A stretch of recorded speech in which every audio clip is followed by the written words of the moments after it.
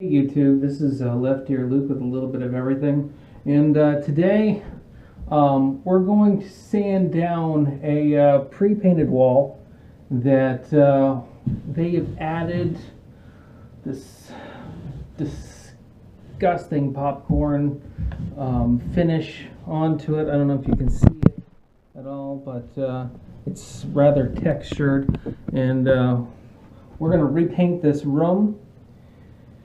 But we don't like the popcorn finish. We're going to put on some of those wall stick-on decals, and they don't stick on very well on this popcorn finish. So there's a couple different things you could do. The first thing that I saw, which I'm not going to do, but you can do it as well, is just take drywall mud and just cover the entire surface. It's time-consuming, and I just didn't want to do it. The other one is you can sand it down. Now, because this is already painted, we're going to be wasting a lot of sandpaper. However, sandpaper isn't terribly expensive, so I'm going to go ahead and sand this all down. Now, I've got two different sanders. One is a little bit more expensive. You may not have one, so there's always the alternative. The one that I'm going to use today is my belt sander, and I'm going to sand down all this down to not exactly a smooth finish, but pretty darn close. The other one that you could possibly do, and this one is about maybe $5 at Ace Hardware or any local hardware store.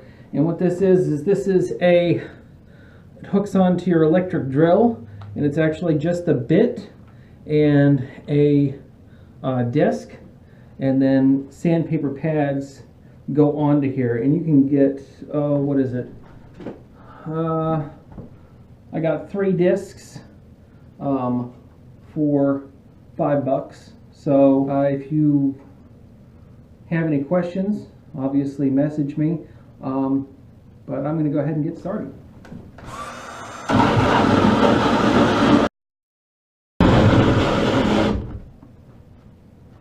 As you can see, a little bit of the paint came off, and in essence actually melted to the sandpaper, because you're just actually really heating it up.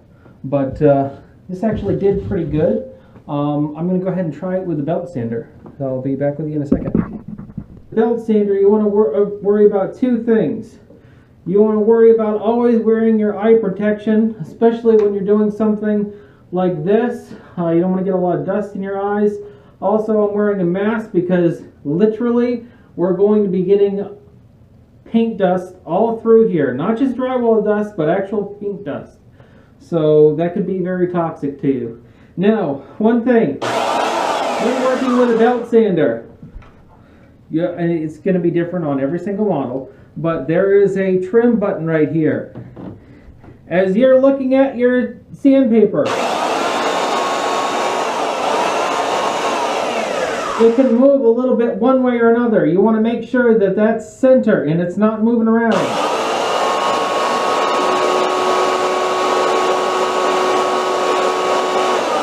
That seems about right. Let's go ahead and try it out.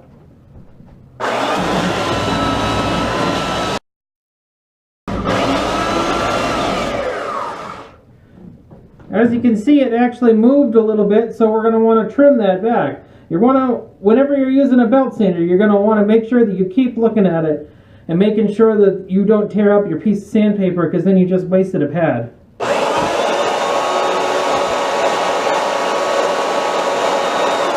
That's pretty good.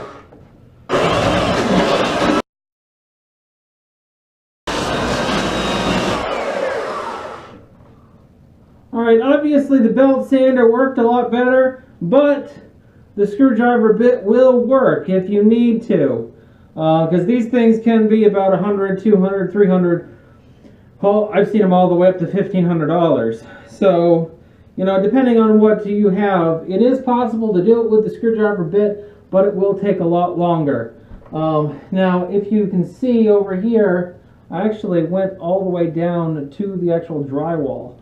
So whenever you're using a belt sander, you want to be pretty careful with it.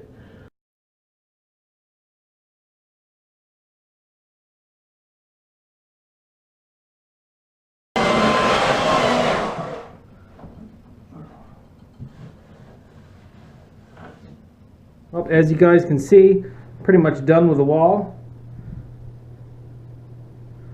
I got it in about an hour and a half with the belt sander. Now, as you can see, the texture is a lot better than it was. It's not smooth as a baby's bottom, but it is pretty good, which is exactly what I was trying to get. Now, if you want it a lot smoother than this, if you want it super smooth, then you're going to want to use that technique where you take the drywall and put it up against the wall and smooth it out that way.